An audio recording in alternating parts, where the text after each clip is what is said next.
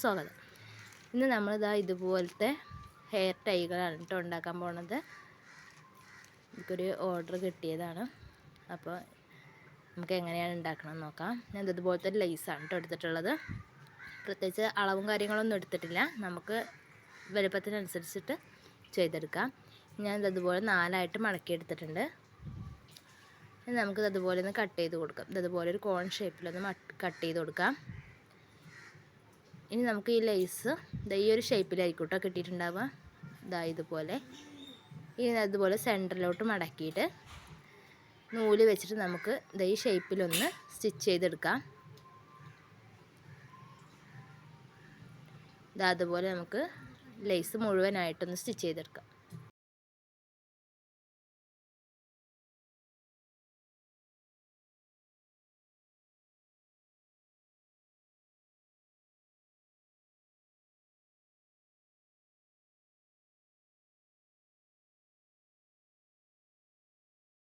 നമ്മൾ മുഴുവനെ സ്റ്റിച്ച് ചെയ്തെടുത്തിട്ടുണ്ട്. അപ്പോൾ നമ്മുടെ ലേസ് ഈ ഒരു ഷേപ്പിലായിരിക്കും കേട്ടോ നമുക്ക് കിട്ടിയിട്ടുണ്ടാവുക. ഇനി നമുക്ക് നന്നായിട്ട് ടൈറ്റ് ചെയ്ത് കൊടുക്കാം. ഇനി നമുക്ക് ഇതുപോലത്തെ ഒരെണ്ണം കൂടി ചെയ്തെടുക്കണം. ഇതുപോലെ 2 എണ്ണം ഞാൻ റെഡിയാക്കി എടുത്തിട്ടുണ്ട്. ഇനി നമുക്ക് ഈ രണ്ടും കൂടി ഒന്ന് യോജിപ്പിച്ചെടുക്കാം. ഇതൊക്കെ നമുക്ക് ഗമ്മ് വെച്ച് ഒട്ടിച്ചെടുക്കാൻ പറ്റുന്നതാണ്. ഞാനിവിടെ കസ്റ്റമൈസ്ഡ് ആവും കൊണ്ടാണ് സ്റ്റിച്ച് ചെയ്തെടുക്കുന്നത് കേട്ടോ.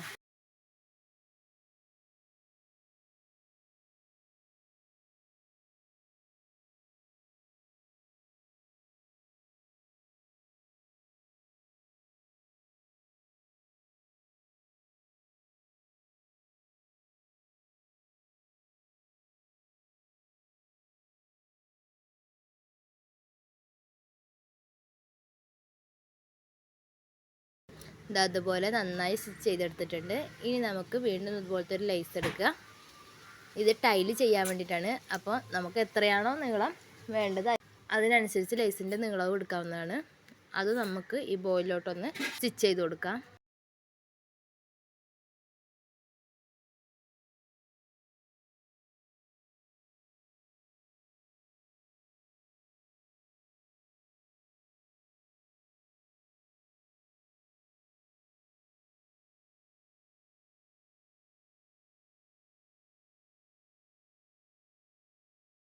ഇനി ഞാൻ ഇവിടെ എടുത്തിട്ടുള്ളത് അതുപോലത്തെ 1/4 ഇഞ്ചിൻ്റെ സാറ്റിൻ റിബണാണ് കേട്ടോ.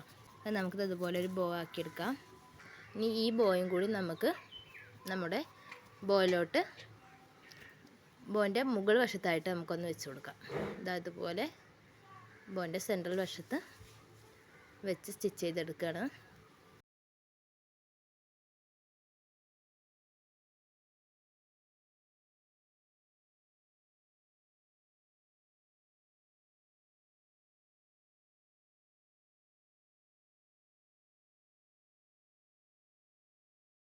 അതുപോലെ ഇനി ഞാൻ ഇവിടെ എടുത്തത് ഡബ്ബർ ബാൻഡാണ്.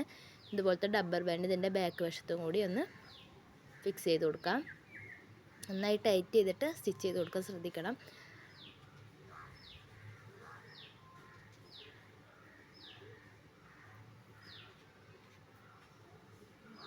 ഇതുപോലെ നന്നായി സ്റ്റിച്ച് ചെയ്തെടുത്തിട്ടുണ്ട്. ഇനി നമുക്ക് ഈ ലേസിൻ്റെ ചെറിയൊരു പീസ് എടുത്തിട്ട് ഇതിൻ്റെ മുകൾ വശത്ത് ഇതുപോലെ ഒന്ന് ഒട്ടിച്ച് കൊടുക്കാം. നമ്മൾ സ്റ്റിച്ച് ചെയ്തത് കാണാതിരിക്കാൻ വേണ്ടിയിട്ടാണ് കേട്ടോ.